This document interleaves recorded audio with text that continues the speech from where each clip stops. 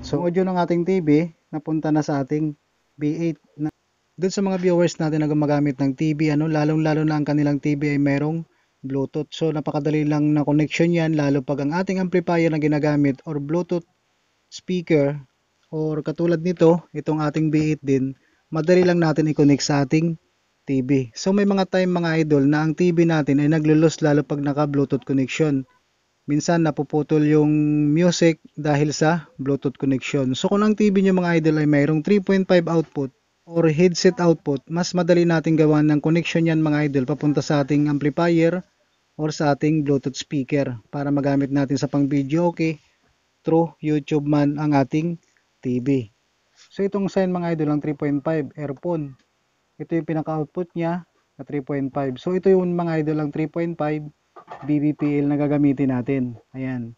So kasyang-kasya sa dito sa ating output. Ayan. So ito mga idol ipapakita natin dito kung ano ang pwede natin gawin dun sa ibang viewers natin na dumadaan nila sa ating B8 papunta sa Bluetooth speaker man o amplifier. Pwede naman mag-direct tayo sa ating amplifier na hindi natin padaanin sa ating B8.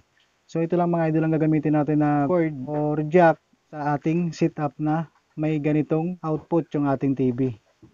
So ito mga idol itong ating B8. So pag bumili tayo ng B8 mga idol, may kasama po siyang 3.5 to 3.5 ayan dalawa po ang kasama niyan.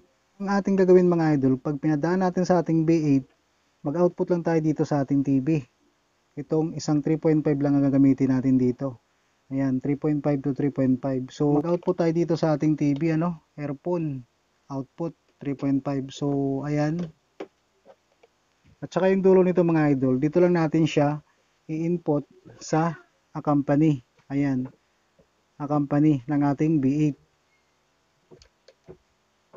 So yung susunod natin gagawin mga idol, mag-output tayo dito sa ating B8 or itong gagamitin naman natin dito mga idol, itong 3.5 na mayroong dual RCA ang dulo. So mag-output lang tayo dito sa kanyang monitor. Ayan. So pag naka-output na tayo dyan, itong dual RCA natin mga idol, i-input natin ito sa ating amplifier or Bluetooth speaker na gagamitin. So ito gagamitin natin ito sa ating amplifier. So ito mga idol, input natin dito sa audio input ng ating amplifier. Yan.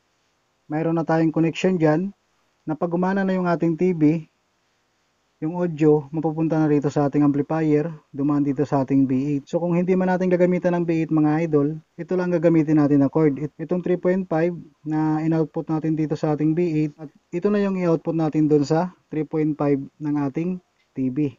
So ito ang gagawin natin, padaanin natin sa ating B8. Ibalik natin ito sa monitor. So ayan na mga idol naka-on na yung ating TV. Once na may naka-output tayo na 3.5 doon sa earphone, walang lalabas po na audio yan, kundi dito siya lalabas sa ating B8. So ang gagawin lang natin dito mga idol, ang i-volume lang natin dito yung pinaka-monitor at saka accompany. So ang ating amplifier mga idol, dapat naka-volume din yan para may lalabas na audio.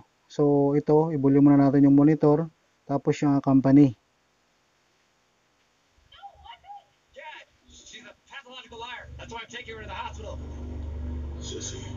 So ayan mga idol yung audio ng ating TV napunta na sa ating B8 na sinend sa ating amplifier.